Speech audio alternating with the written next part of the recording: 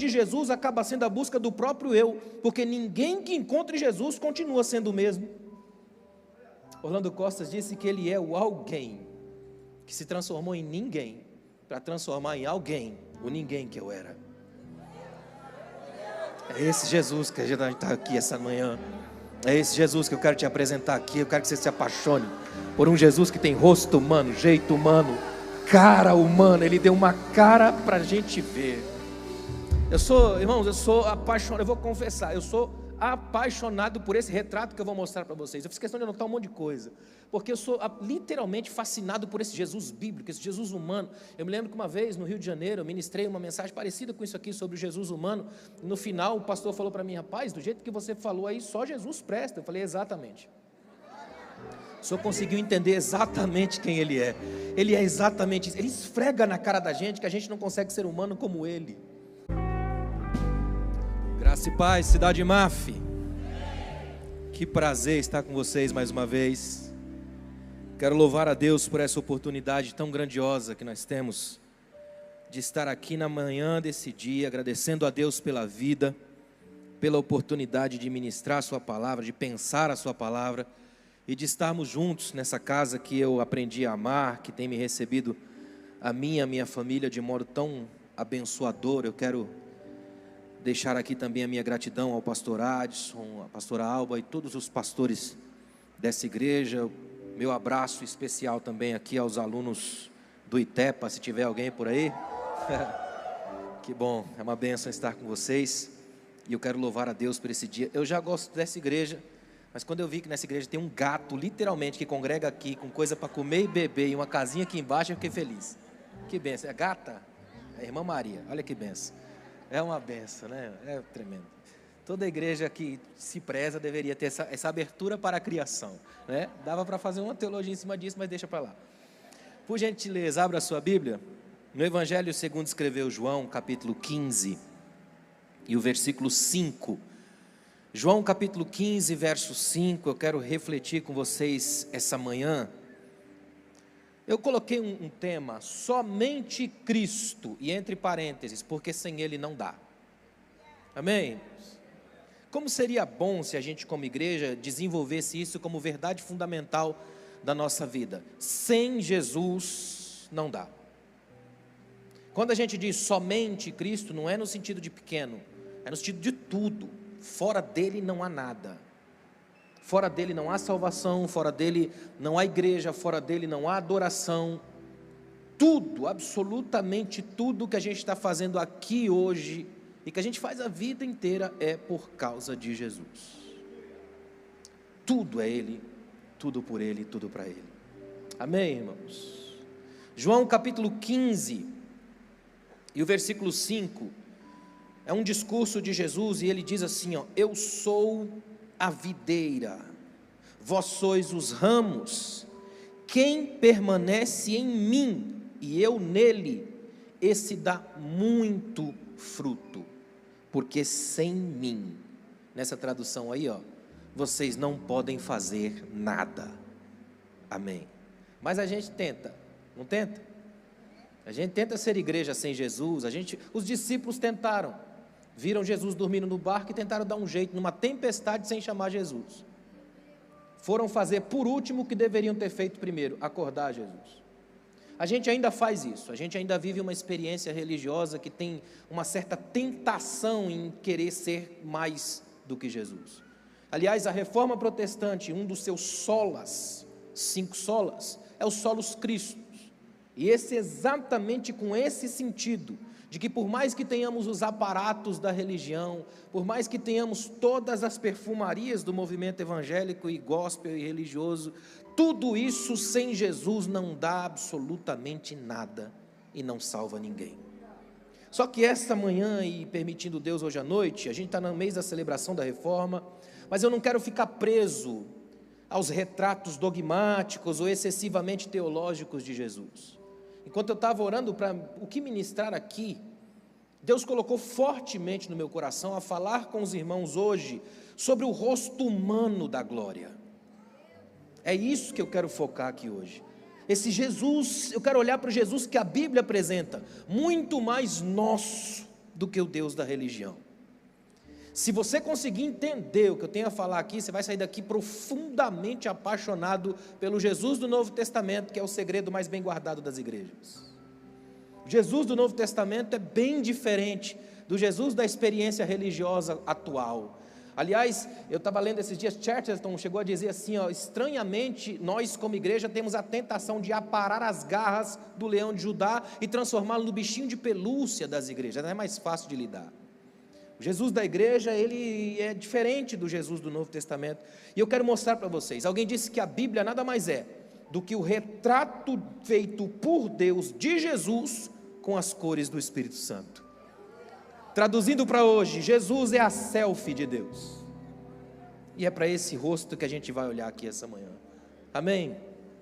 Olha que interessante, quando a gente olha na história, as imagens que já fizemos de Jesus são interessantes, porque elas são muito conflitantes. Sempre houve o desejo de colocar uma imagem de Jesus, sempre houve esse desejo. Quem é das bleias antigas aí vai lembrar de um hino antigo, se cantava sempre que eu vejo a imagem de Cristo, lembra disso? O rosto de Jesus, eu quero tocar o seu rosto. A gente sempre teve a tentação de colocá-lo numa imagem, só que as imagens ao longo da história sempre foram por vias conflitantes, elas são sempre múltiplas. Por exemplo, do bebezinho do presépio ao projeto de Rambo armado até os dentes, não tem? São as imagens de Jesus. Ou seja, a gente tem, por exemplo, do playboy europeu ao negro africano, as imagens sempre apontam para a guerra das imagens. Sempre alguém tem uma imagem projetada de quem é esse Jesus. A reputação dele também carrega os elementos do conflito. Ele já foi chamado de amigo de pecadores, foi chamado de filho de Maria, com uma ironia mortal, quando os mestres da religião, os donos da religião chamavam ele, isso daí não é o filho de Maria, já é um jeito de jogar uma suspeita sobre ele, é gente fazendo conta, bom, casou dia tal, ele nasceu dia tal, tem erro aí, é gente fazendo contas, sempre tem essa coisa, ou seja, ele sempre gerou reações, não se passa por Jesus e fica indiferente, é interessante isso. Olha que interessante, os lugares, geografias da fúria sempre o marcaram. No seu nascimento tem ausência de humanidade e presença de animais. Olha que maravilha. Agora é interessante que lá na cruz a ausência de humanidade persiste e ainda um pouco mais complicada, porque carrega toda a bagagem de todos os nossos pecados. Até o lugar onde a cruz é cravada é no Gólgota, que o símbolo significa caveira, poderosa imagem sobre as geografias da morte. Ele nunca teve berço de ouro, pedigree, sangue azul, facilitações. Pelo contrário, em Lucas 9,58 ele diz, o Filho do Homem não tem nem onde reclinar a cabeça. Jesus Cristo é literalmente a pessoa central de toda a história. É por isso que ela se divide entre antes e depois dele. Walter Wink escreveu, se Jesus nunca tivesse vivido, nenhum de nós conseguiria ter capacidade mental para criar alguém como ele. Nós não teríamos inventá-lo. O Philip Yancey escreveu que inevitavelmente uma busca de Jesus acaba sendo a busca do próprio eu, porque ninguém que encontre Jesus continua sendo o mesmo. Orlando Costas disse que ele é o alguém que se transformou em ninguém para transformar em alguém o ninguém que eu era. É esse Jesus que a gente está aqui essa manhã. É esse Jesus que eu quero te apresentar aqui. Eu quero que você se apaixone por um Jesus que tem rosto humano, jeito humano, cara humana. Ele deu uma cara para a gente ver.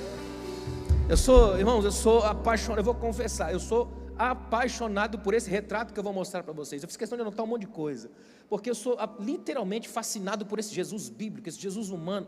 Eu me lembro que uma vez no Rio de Janeiro eu ministrei uma mensagem parecida com isso aqui sobre o Jesus humano. No final o pastor falou para mim, rapaz, do jeito que você falou aí, só Jesus presta. Eu falei, exatamente.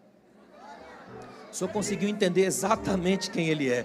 Ele é exatamente isso. Ele esfrega na cara da gente que a gente não consegue ser humano como ele.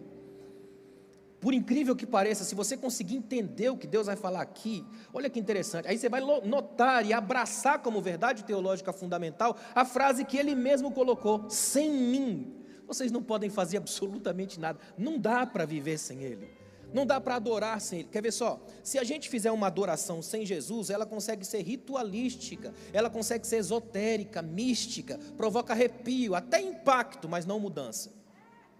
Porque sem Jesus, qualquer coisa que a gente fizer em religião tem data de validade. Sem Jesus, a gente fica preso aos esquemas hebraicos, judaicos de religião. Depois de Jesus, tudo muda. Enquanto a gente estava cantando aqui, eu estava pensando, a gente cantou vários nomes de Deus em hebraico, Elohim, Rafá e tal. Pega tudo isso e coloca num único nome, Cristo. Porque foi isso que ele fez, vestiu tudo isso. O verbo se fez carne. Quem é aluno do ITEPA aí sabe o que eu estou falando. O verbo se fez carne. A voz desceu lá da nuvem, entrou na história, virou escrita, virou carne, pele e andou entre nós. Eu quero observar com vocês rapidamente algumas realidades que na verdade são completamente transformadoras por causa de Jesus. Se você ficar aí e entender até o final, você vai entender profundamente como é esse somente Cristo, solos Cristo.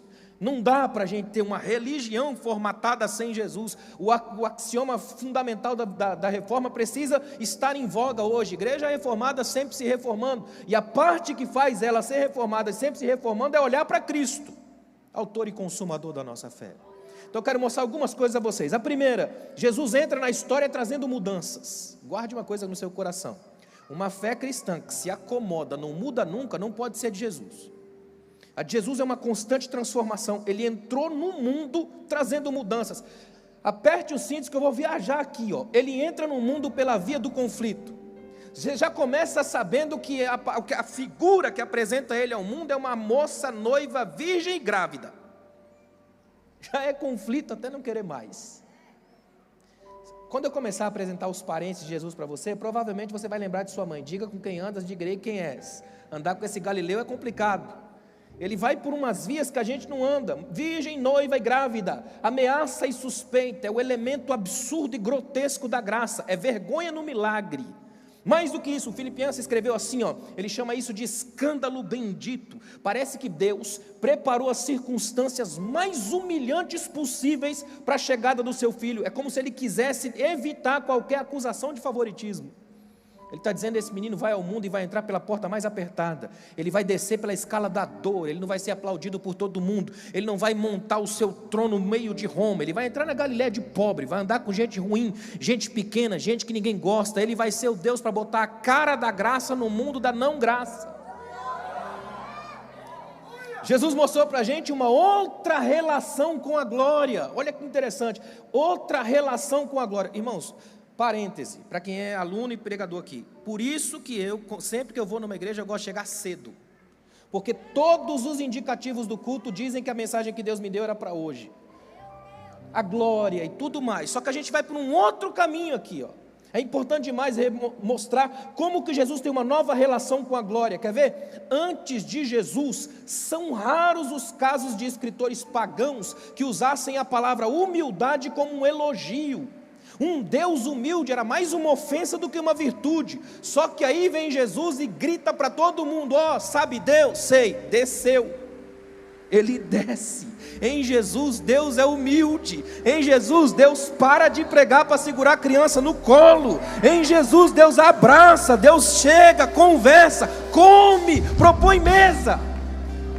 Não é um Deus chato, enjoado, metido, dono dos sistemas de religião. Não é um Deus de sufocamento do outro. Não é um Deus que exige que você faça uma série de regras para ver se Ele resolve te ajudar. Não. Jesus está dizendo assim, ó, sabe o Deus que vocês adoram? Sabe o Deus que vocês têm até vergonha de dizer o nome dele? Sei, sou eu. Quem és tu? És o Senhor de todas as coisas? Sou, mas eu posso também ser pão. Eu sou o pão da vida. Eu sou a porta, eu sou a videira, eu sou amigo de vocês, eu quero estar perto, eu quero estar junto. Jesus usava, irmãos, um tipo diferente de glória, a glória da simplicidade. Jesus mostrou aos homens que Deus é grande, mas cabe dentro do peito. A glória da simplicidade. Se alguém sair daqui só com isso na mente, eu já vou feliz. A glória da simplicidade. A simplicidade atrai a glória de Deus. Pensa comigo, se o seu Deus, eu vou dizer um negócio que eu sei que vai doer muito. Se você se diz cristão, se diz pastor, pregador, missionária, pregadora, pastora, cantor, cantora, se você diz que segue a Jesus Cristo, e esse Jesus que você diz que segue, é aquele que morreu em público, em vergonha absoluta, no meio de uma cruz, a última coisa que você vai querer no mundo é aplauso. E se você segue esse Jesus, você abraça a humildade, a simplicidade, a vida para o outro. Você sai do foco dos holofotes. Você busca a simplicidade do abraço, do amigo, a amizade mais profunda, mais sincera, mais normal, mais humana possível. Interessante que Jesus arrancou o medo da relação com Deus. O medo é uma emoção sempre presente quando a gente se aproxima de Deus. Muita gente ainda tem uma fé intoxicada pelo medo, porque tem muita gente que vive do terrorismo do sagrado. É interessante que lá na Bíblia, as primeiras ideias de aproximação com o sagrado já era uma mistura de perplexidade entre o terror e o cuidado. Tome cuidado. Lá em Êxodo 19, quem tocar na montanha vai morrer. Lá em 2 Samuel 6, do 3 a 7, temos Uzá tocando na arca e caindo morto no meio da rua. Em Êxodo 3, 5, quando Moisés vai chegar perto, Deus avisa: Moisés, não se aproxime, tire as sandálias dos pés, que aqui é terra santa. Lá em Isaías 6, 6, os serafins não ousam pegar uma brasa com a mão, tem que usar uma tenaz. É uma religião do medo, complicada, perigosa, um sagrado que assusta, que afasta. Aí vem Jesus. Parece que todo esse sagrado bota uma placa: perigo, não chegue mais perto. Só que aí como é que vem Jesus?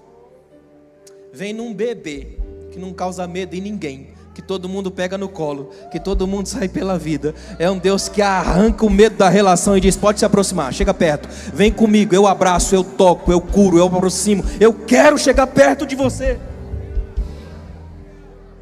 Eu acho tão tremendo que Jesus pega um leproso e antes de curar toca nele e buga a mente de todo mundo, porque na época era, tocou nele e você está impuro pela mesma impureza dele. Só que aí Jesus toca e o cara fica limpo. Jesus diz: e aí, quem sujou quem?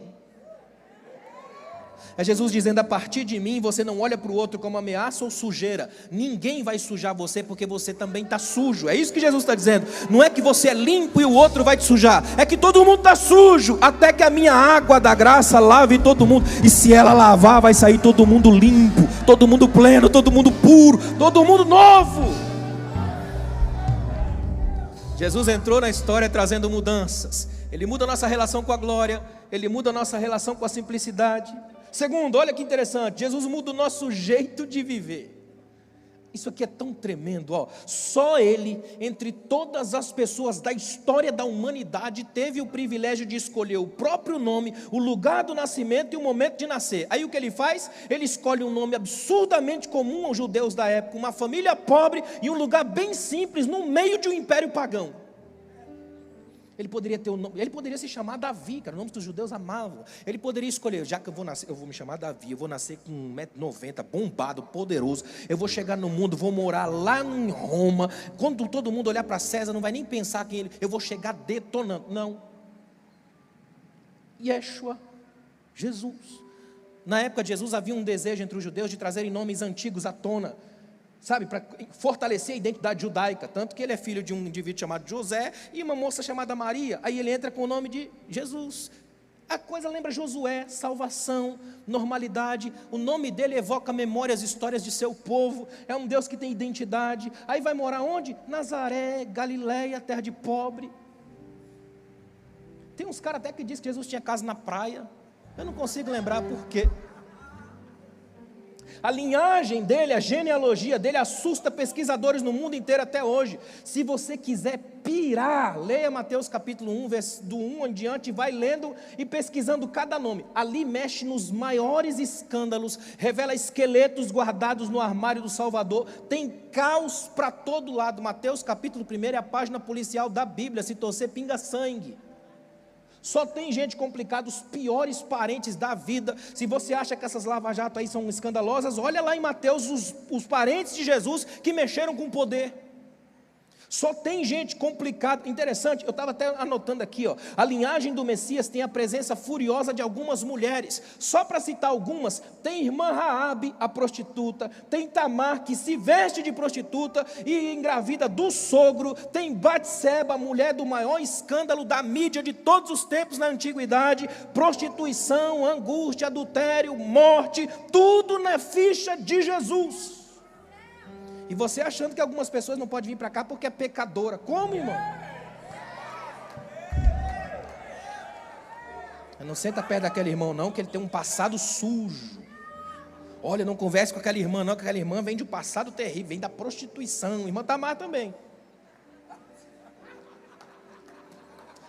Jesus entrou na história humana sem disfarces. Ele é descendente voluntário da nossa vergonha. Ele veio ao mundo com sangue revoltado na veia. Ele está dizendo: onde doeu lá atrás, não vai doer mais, porque vem em mim, a partir de mim todas as coisas são novas. Quem está em Cristo é nova criatura. As coisas velhas se passaram, tudo se fez novo. Interessante que ele não visita as cenas de poder na sua época. Eu fiz uma listinha rapidamente de algumas cidades onde Jesus rodava. Por exemplo, olha que interessante, Nazaré, a cidade de Jesus era tão pacata que não se encontra nem numa lista de 63 cidades da região que aparece no Talmud, para você ter uma ideia. 63 cidades onde Jesus não entra. Interessante que perto de onde Jesus morava, mais ou menos 4 quilômetros ao norte, havia uma cidade grande chamada Séforis. Muitas luzes, provavelmente à noite lá de Nazaré dava para ver Séforis. Jesus nunca foi lá. Você não vê Jesus andando em Tiberíades, por exemplo, que era a cidade de inverno de Herodes, para passar o tempo, ficava bem perto das praias da Galileia. Você não vê Jesus ir lá. Jesus não vai em Séforis. Jesus não vai visitar Roma para saber como é. Essas cidades literalmente desaparecem da linhagem, da história e da conversa de Jesus. Podem ser grandes, poderosas, ele não vai. Mas Naim, que era desse tamanho, que até hoje tem que passar por longe, ele foi. E porque ele foi, todo mundo tem que parar e lembrar que a cidade existia um dia. Jesus não está nem aí se a cidade é grande. Interessa para ele se tiver alguma fome lá dentro. Fome por ele, desejo por ele. Uma das verdades constrangedoras de Jesus é que ele era galileu. Os galileus eram tratados, para você ter uma ideia, nos escritos rabínicos como caipiras. Eram os principais alvos das piadas étnicas da época. Aqueles galileus que sabiam ler hebraico tinham uma pronúncia tão grosseira que raramente eram chamados para ler a Torá nas outras sinagogas. Falar o aramaico mais rústico era um sinal das raízes galileias. É por isso que você vê em Mateus 26, 73, quando Pedro, no ato de negar Jesus, alguém fala: é você, negou, você estava com ele. Ele diz: não estava. E a pessoa diz: estava sim, porque o teu jeito de falar denuncia, você é galileu, vocês falam errado. Olha de onde vem Jesus. Olha como é lindo saber que Jesus não é alguém que é reconhecido por uma pronúncia impecável. Até porque com o que ele carrega, todos os nossos pecados, não dava para ele levar nada impecável. Você quer ver uma coisa linda? As falas do povo apontavam para o status galileu. Por exemplo, olha, lá em João capítulo 7 tem algumas das mais interessantes. Por exemplo, no verso 41, pode vir o Cristo da Galileia? Imagina o povo sentado pensando: não dá, ele nem formou na USP, pode vir um Cristo da Galileia? Outro diz assim: mas da Galileia não surge profeta. Olha lá no texto, já diz assim: investiguem para você ver, da Galileia não surge profeta. Os próprios irmãos de Jesus incentivaram ele a sair da Galileia. Já que você quer bombar, já que você quer pregar, que você quer ser poderoso, sai daqui. Aqui é pequeno, aqui não te cabe. Vai para a sede. Você não pode pregar nessa igreja, aqui é congregação, ninguém vai te ver. É pequeno, é frágil. Vai pregar no lugarzão, prega no congressão, vai para cima, vai bombar, Jesus. Ecos da tentação, sobe no monte, olha a grandeza. Aí Jesus: não, ele é o Jesus que desce. Se tiver 2 ou 3, ele prega, ele canta, ele ministra na igreja grande, na igreja pequena, na segunda-feira, na terça-feira, no culto, na laje, onde tiver alma, ele fala. Porque esse Jesus aqui veio para cá para mudar histórias. É só por causa de Jesus que as mais pesadas correntes foram quebradas. Eu vou fazer um parêntese para mostrar isso aqui. Eu acho interessante, em Lucas capítulo 13, a Bíblia diz que um dia Jesus está ali, de repente vem uma mulher andando há 18 anos, encurvada por uma opressão em seu espírito. Imagina isso. O corpo físico encurvada por uma opressão em seu espírito. E Jesus nem diz que é demônio, nada disso, muito pelo contrário. Ela está oprimida, encurvada, olha como ela está, metade do corpo, jogada para baixo, antecipando o chão. 18 anos que ela não consegue olhar para cima, que não levanta os olhos, que não vê a cara do filho, do esposo, que não vê o sol nascer, até o dia que ela encontra com Jesus. Jesus arrebenta as correntes, endireita a mulher e deixa bem claro para todo mundo: se você chegar até mim todo torto, arrebentado, reduzido à metade, quando você chega perto de mim, você se levanta. Eu endireito vidas, eu vim para os tortuosos, eu vim para quem olha para o chão, eu vim para quem vem do pó, e eu levanto você. É isso que Jesus está ministrando ao seu coração aqui hoje. Eu vim para levantar os olhos, eu vim para reorganizar vidas, eu vim para endireitar corações, eu vim para tirar quem está na metade e completar. A completude vem dele. Terceira coisa, Jesus mudou a nossa relação com as próprias emoções. Se tem uma coisa que é linda em Jesus, é isso: ele nasce e vai direto para o Egito. Interessante, quando você olha para o Egito, na Bíblia e na história, ele é sempre um lugar ruim, lugar de memórias amargas, de lembranças complicadas. Judeus comem ervas amargosas para lembrar do Egito, aquela sensação ruim. No nosso idioma evangeliquez, né, nos imaginários evangélicos de igreja, alguns ainda falam: fulano desviou, voltou para o Egito. Lembra disso? Egito é sempre essa memória ruim, menos Jesus. Você pode falar o que você quiser do Egito até Jesus, tem que botar uma vírgula e dizer: bom, com Jesus foi diferente, porque com Jesus o Egito foi o melhor lugar da terra, porque foi o lugar onde o próprio Deus mandou um anjo avisar para José: leva o menino para o Egito, lá vai ser bom para ele, lá vai preservar ele da fúria do rei maluco que tem aqui, e ainda vai salvar a vida dele. Fica um tempo lá até que eu chame e vocês possam voltar. Olha que incrível, olhar para Jesus aqui hoje é saber que até aquilo que para mim é Egito, para ele foi bom. O que significa isso? O nosso Jesus é o Deus que muda a nossa relação com o passado. Por causa de Jesus eu posso olhar para trás e o Egito não me assusta mais. Por causa de Jesus eu olho para trás e os fantasmas do armário não me machucam mais. Por causa de Jesus você pode olhar quem você foi, quem você é e quem você será. Por causa de Jesus dá para voltar nas terras da angústia, dá para pisar lugares que me machucaram, dá para lembrar de coisas que me feriram. Por causa de Jesus a minha alma é transformada, minha memória é sarada.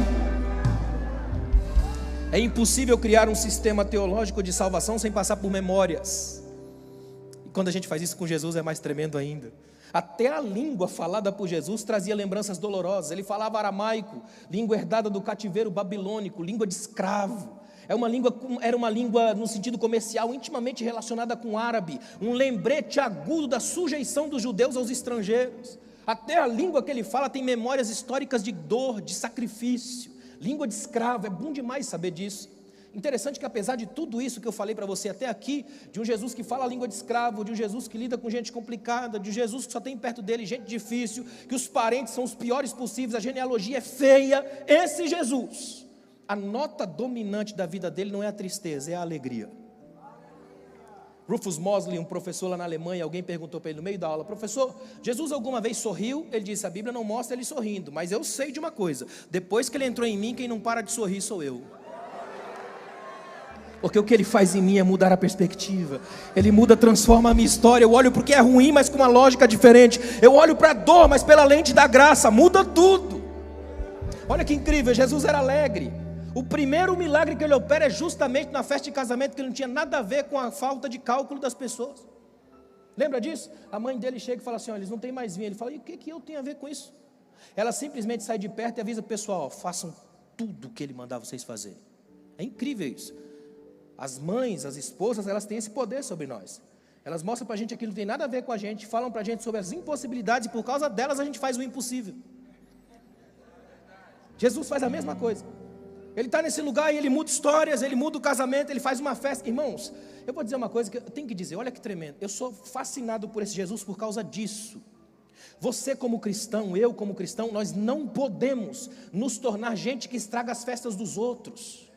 Se nós temos um Deus que ele literalmente ele estreia fazendo milagres, permitindo que a festa de alguém vá para a eternidade como a maior de todas. Você já parou a pensar no fato de que ao invés desse casal aqui ser reconhecido na história como o casal que não permitiu que a festa fosse boa, o casal que falhou no vinho, falado para sempre, Jesus colocou como o casal falado para sempre no primeiro milagre dele?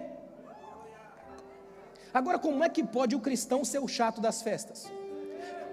Se você é aquele que quando a sua família faz festa não te chama porque você é chato, você não é de Jesus. Você só é religioso. Não, pastor, é que você não sabe, lá na nossa festa é complicada, a festa da minha família tem muita bebida, muita droga, muita coisa. Ou seja, quanto mais você achar que lá tem trevas e você é luz, mais você tem que ir. Você tem que ser luz do lugar. É que é muito fácil ser luz de candelabro aqui, ser sal dentro de saleiro, aí é tranquilo. Difícil é lá fora, onde o bicho pega e a coisa ameaça. Onde Jesus anda e diz: se você está comigo, a gente vai passar por esses lugares do caos e a gente vai sinalizar vida. As pessoas choram e sofrem até a gente chegar. E quando a gente chega, ministra alegria. A alegria destrava. É a alegria que faz. Eu acho maravilhoso que Jesus em Mateus 11:19 é chamado de comilão e beberrão, amigo de publicanos e pecadores. Olha o tamanho do xingamento. Na época, eu vou repetir, isso aqui era um xingamento. Olha isso aqui, ó, amigo de pecadores, comilão e beberrão, amigo de publicanos e pecadores. Imagina o povo falando: olha, ele está passando ali, está vendo ele passando ali? Aquilo é um comilão, é um beberrão, é um amigo de pecadores. Olha essa frase, glutão, chega a ser mais feio ainda. Você andaria com esse Jesus aqui? Dificilmente. Nós somos adestrados pela religião para achar que a gente só deve andar com quem é digno de andar com a gente. Pensa numa mitidez ridícula que não cabe com Jesus. No dia que nós nos tornamos uma religião blindada para imperfeitos, nós nos tornamos uma espécie de subsede infernal. Aqui é lugar de imperfeitos. Pega toda a sua dor, sua crise, sua angústia e traz para cá. Esse é o lugar. Aqui é o lugar da gente chegar todo torto, tudo detonado. Esse é o lugar. E não é para você pegar essa angústia, deixar fora e falar: não, agora eu vou adorar a Deus, então deixa aqui. Não, traz junto. Porque se Ele te prometeu o Consolador, chegar aqui sem dor nenhuma não significa nada para você. Vem para esse ambiente aqui sabendo que aqui você vai encontrar gente tão torta quanto você. E isso é uma bênção. Essa é a alegria. Não há perfeitos aqui. Esse momento aqui, do ponto de vista espiritual, é um momento estranho. Você tem um imperfeito falando para imperfeitos sobre o amor perfeito do único Deus que era perfeito e gostou de andar na pele dos imperfeitos. Não tem como ser melhor. O nosso Deus faz essa festa acontecer todos os dias. Ele é o mesmo ontem, hoje e eternamente. Ele ainda mantém-se perto de imperfeitos. A imagem que Jesus usou para si mesmo foi noivo, aquele que literalmente contagia a alegria da festa. Ele sabia respeitar as próprias emoções. Tem uma coisa que me encanta em Jesus, é que na nossa configuração de Bíblia, você pega João 11:35, é o menor versículo da Bíblia, e é simplesmente o atestado óbvio de que ele chorou em público. Jesus chorou simplesmente, e ele não chorou porque ele é fraco, ele não chorou só porque estava sentindo dor, ele chorou porque ele quis dizer para mim e para você, que o Deus que estava ali é o único da história que se importa. Ele é um Deus que sente. Às vezes eu gosto de pensar nisso aqui. Quer ver? Raciocina comigo aqui. Imagina nesse momento que eu sou Jesus, meu amigo morreu, está lá dentro do túmulo. Aí eu chego até a porta do túmulo e eu tenho certeza que quando eu chamar o nome dele, até porque Jesus em João capítulo 11 é o único de toda a narrativa do capítulo que não trata Lázaro com categorias de funerária. É interessante isso. Todo o registro é categoria de funerária. Colocaram o corpo, pegaram ele lá, colocaram no sepulcro, viraram a pedra. Já faz 4 dias, ele morreu. Se o senhor estivesse aqui não teria acontecido. Tudo ideia de funerária. Jesus não chega e diz: cadê o corpo? Onde colocaram o defunto, o presunto? Nada disso. Jesus é o único que diz: onde vocês, o artigo masculino definido, o puseram. Vem ver. Quando chega lá, ele chama Lázaro pelo nome. Ele não diz assim, ó, ou do corpo, ou da morte, ou do sepulcro, nada. Ele diz: Lázaro, nome. Identidade, parceria. Se sou eu, que sou Jesus, vou orar e vou chamar ele para fora. Se você cronometrar a oração, não dá 30 segundos. Eu nem orava. Você orava, irmão?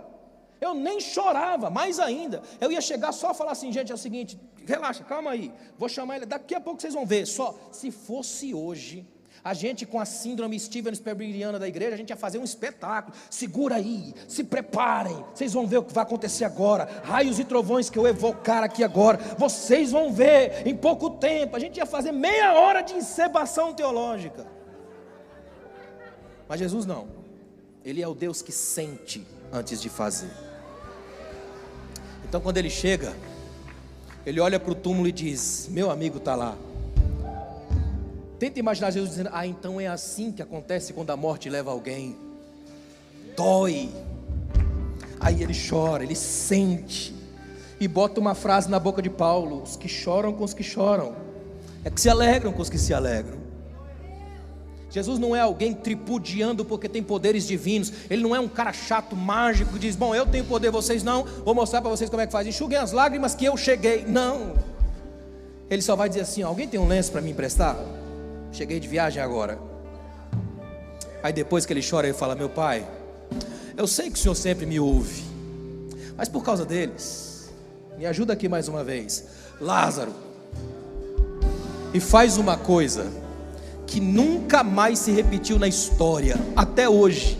Lázaro é o único caso de alguém que lá no sepulcro tem esse olhar aqui, ó, de dentro para fora do túmulo. Todo mundo que vai no cemitério tem o olhar daqui para lá. Só Lázaro tem o olhar de lá para cá. E é o único que não vê só choro. Ele vê Cristo de pé dizendo: vem para cá. Tem um convite com a gente. Tem história para a gente viver. Eu quero você de pé. Eu amo você como você é meu amigo. Então eu venho para cá. Sai da morte e vem viver.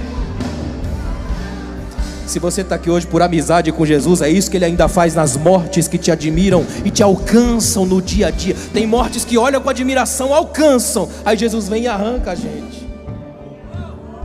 Tem mais, olha que interessante. Ele elogiava as pessoas. Eu acho tão tremendo, ele fala: filha, a tua fé te salvou. Olha que tremendo. Filha, relacionamento, fé, a experiência teológica, cura, salvação, tudo junto. Ele vai dizer: mulher, grande a tua fé. E a mulher estrangeira, ele falando sobre um centurião romano em Lucas 7, ele vai dizer assim: olha, nem mesmo em Israel eu encontrei tamanha fé. Ele vai falar de João Batista, ele fala assim: nascido de mulher, não tem ninguém maior do que João. Ele vai chamar Pedro instável, de rocha. Em Lucas 7 ele elogia e protege mulheres.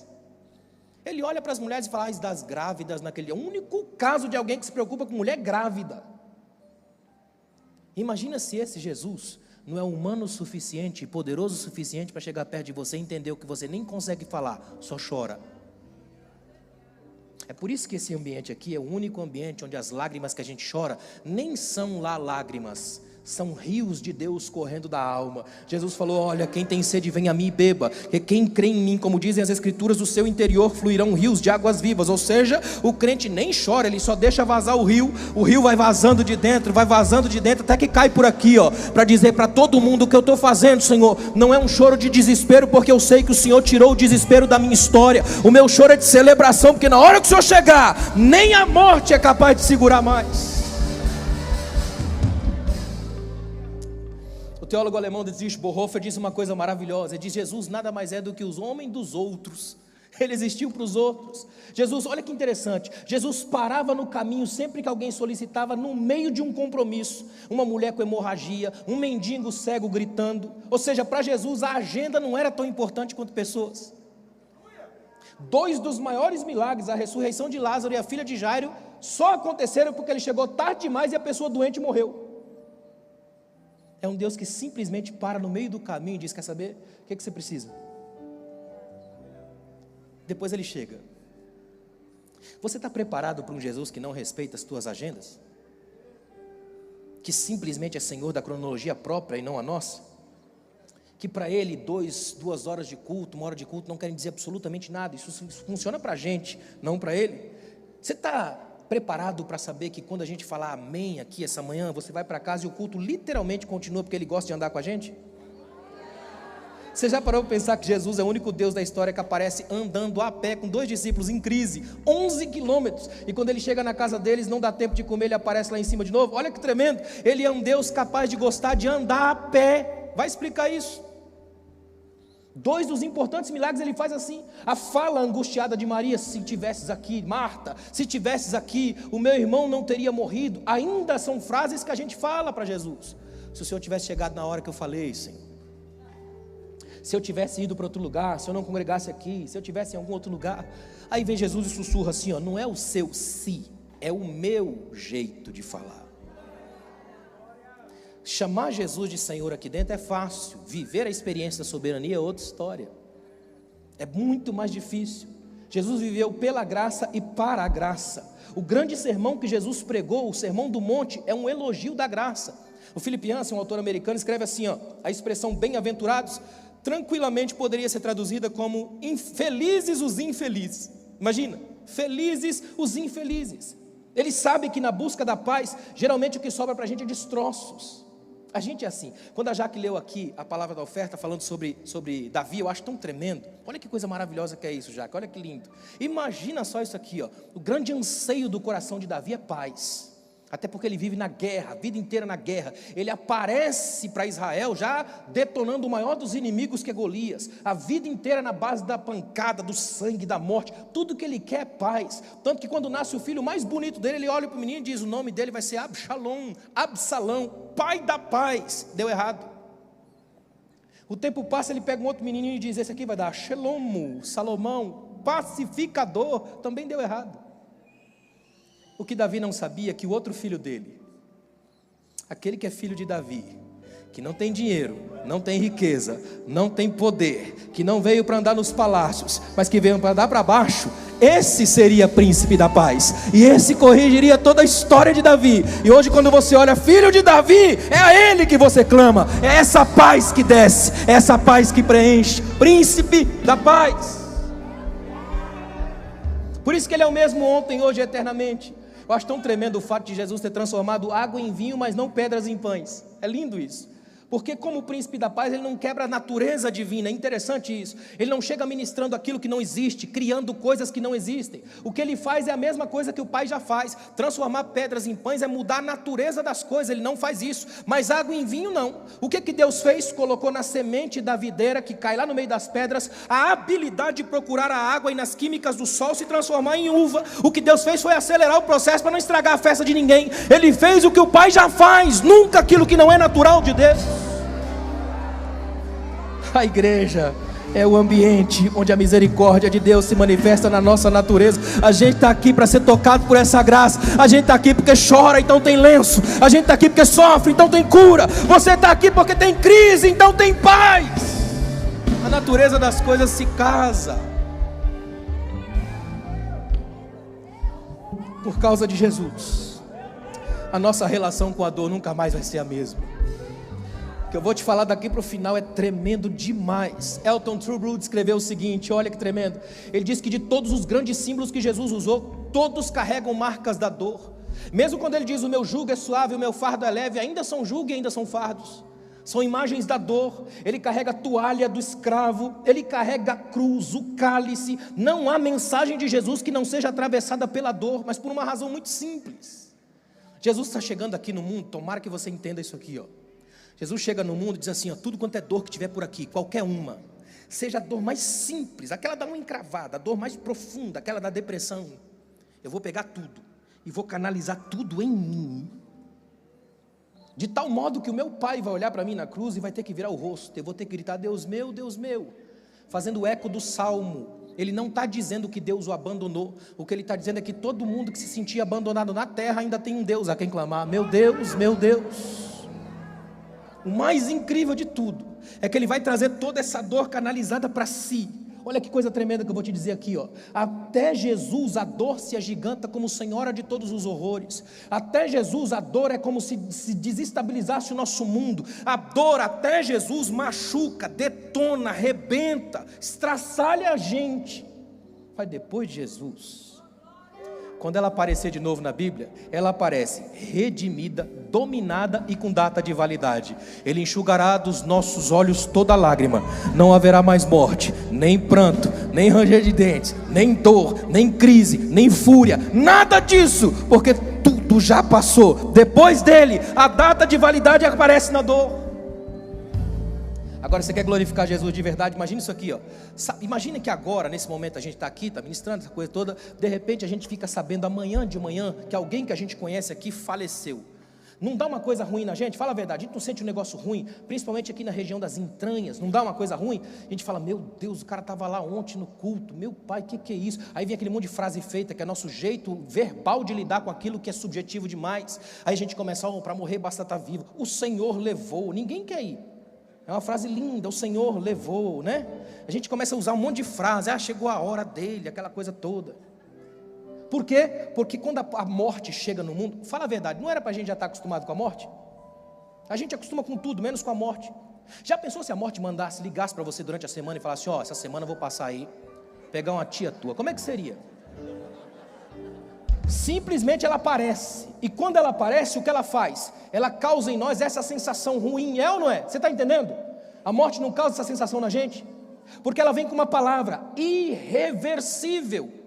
Significa que aquela pessoa nunca mais volta, é ou não é? Agora imagina por um momento que aquilo que a morte causa na gente, Jesus foi lá e causou na morte. 3 dias depois ele aparece na frente dela e diz: eu estou vivo. Dá a chave aqui, ó. Isso aqui é meu. A partir de agora sou eu quem mando na vida. Eu sou o Senhor da vida, o Senhor da história, o Senhor de tudo. Eu estou acima de tudo. Eu estou vivo. Eu fui morto, mas eu retornei.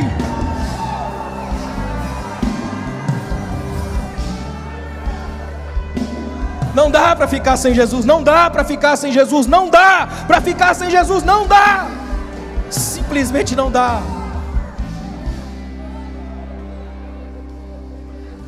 Escute uma coisa. Não dá para ficar sem Ele.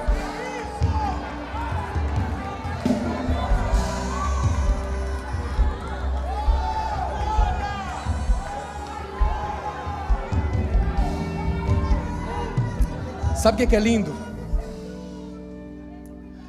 O poder se enfureceu quando Jesus apareceu fazendo isso. Até hoje ele se enfurece. Paz, meus irmãos, não é toda igreja que se pode pregar uma mensagem dessa. Porque esse Jesus ainda assusta. É por isso que quando eu venho e ministro esse tipo de coisa, as pessoas pensam que isso é novo. Não é novo. Jesus pregou isso há 2000 anos, é a gente que nunca viveu.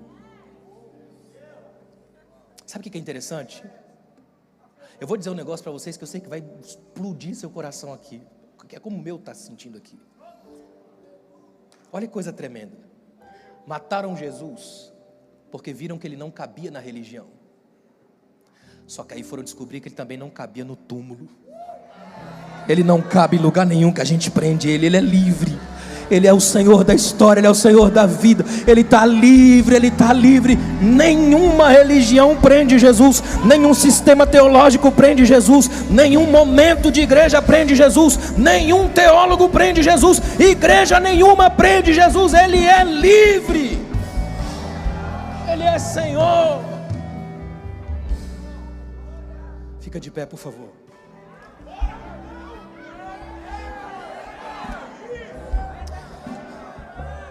Eu quero fechar essa ministração fazendo isso aqui, ó. Olha que tremendo, em Atos 4:12, em nenhum outro nome há salvação, porque debaixo do céu não há outro nome entre os homens pelo qual devamos ser salvos. Aí Romanos 11:36 ele grita: dele, por ele, para ele são todas as coisas. Colossenses 1:17-18, ele existe antes de todas as coisas, nele tudo subsiste. Ele é a cabeça do corpo que é a igreja, é o princípio, o primogênito dentre os mortos, para que em tudo ele tenha o primeiro lugar. Apocalipse 13:8, o cordeiro foi morto desde a fundação do mundo. E eu fecho com Filipenses 2:5-11, tende em vós o mesmo sentimento que houve em Cristo Jesus, que existindo em forma de Deus, não considerou o fato de ser igual a Deus algo a que devesse apegar. Pelo contrário, esvaziou-se a si mesmo, assumindo a forma de servo e fazendo-se semelhante aos homens. Assim, na forma de homem, humilhou-se a si mesmo, sendo obediente até a morte, e morte de cruz. Por isso Deus o exaltou com soberania e lhe deu o nome que está acima de todos os nomes, para que ao nome de Jesus se dobre todo o joelho dos que estão nos céus, na terra e debaixo da terra, e toda língua confesse que Jesus Cristo é o Senhor, para a glória de Deus Pai. Obrigado, Pai. Obrigado, Pai. Obrigado, Pai. Obrigado, Pai. Obrigado, Pai. Obrigado, Pai. Sem o Senhor não dá. Sem o Senhor são palavras vazias. Sem o Senhor é comunicação humana. Sem o Senhor é só oratória. Mas é o Senhor que põe vida na palavra, é o Senhor quem empodera o discurso, é o Senhor quem muda vidas, é o Senhor quem produz a cura da escuta, é o Senhor quem entra no coração.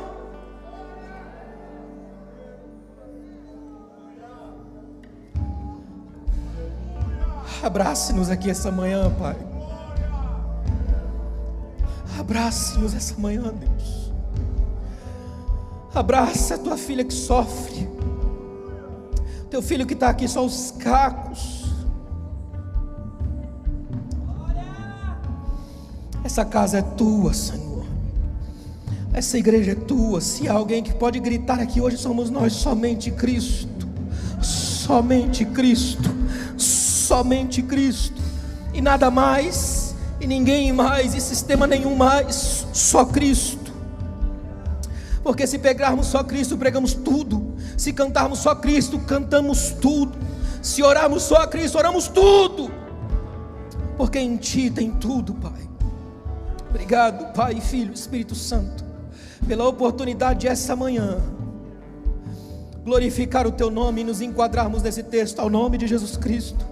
Se dobre todo o joelho nos céus e na terra. Conheça agora a Biblioteca do Pregador, a biblioteca cristã mais completa do Brasil, com mais de 10.000 sermões, enciclopédias, teologia sistemática, mais de 20 bíblias de estudo, 6 comentários bíblicos, um grupo exclusivo com mais de 9.000 livros para download. E você adquirindo hoje, você ganha um curso de homilética, a arte de pregar e um kit infantil. Clique em Saiba Mais.